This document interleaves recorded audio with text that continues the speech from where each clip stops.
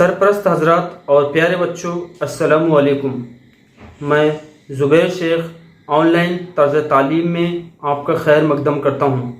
پیارے بچوں، آپ تقریباً 1.5-2 سالوں سے مختلف آن لائن ذرائع سے تعلیم حاصل کر رہے ہیں۔ اسکول بند ہونے کے سبب آپ گھر ہی پر رہ کر اپنی تعلیمی سرگرمیاں انجام دے رہے ہیں۔ ذرا یاد کیجئے، جب آپ پہلے اسکول آیا کرتے تھے تو کس بے صبری سے گرمی کی چھٹیوں کا انتظار کیا کرتے تھے۔ پیارے بچوں، آپ چھٹیاں لگنے سے پہلے ہی اپنے سارے منصوبے تیار کر لیا کرتے تھے۔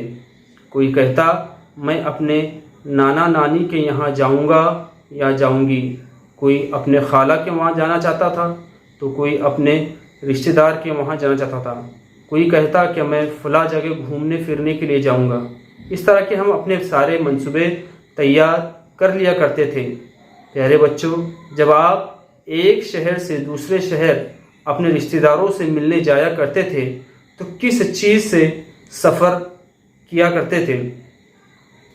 بالکل صحیح، آپ بسوں کے ذریعے، ٹرین کے ذریعے، کار کے ذریعے وغیرہ سے آپ سفر طے کیا کرتے تھے۔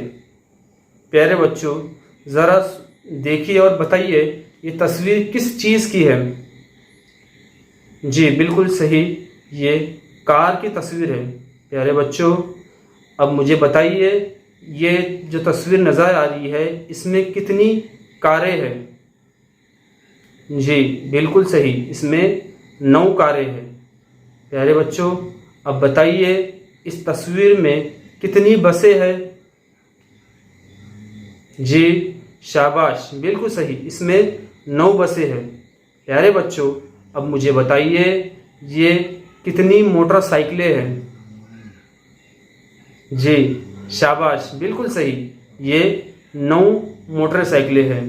پیارے بچوں، آپ کے ذہن میں ایک سوال آ رہا ہوگا کہ میں آپ کو بار بار 9 تعداد کے بارے ہی میں کیوں پوچھ رہا ہوں؟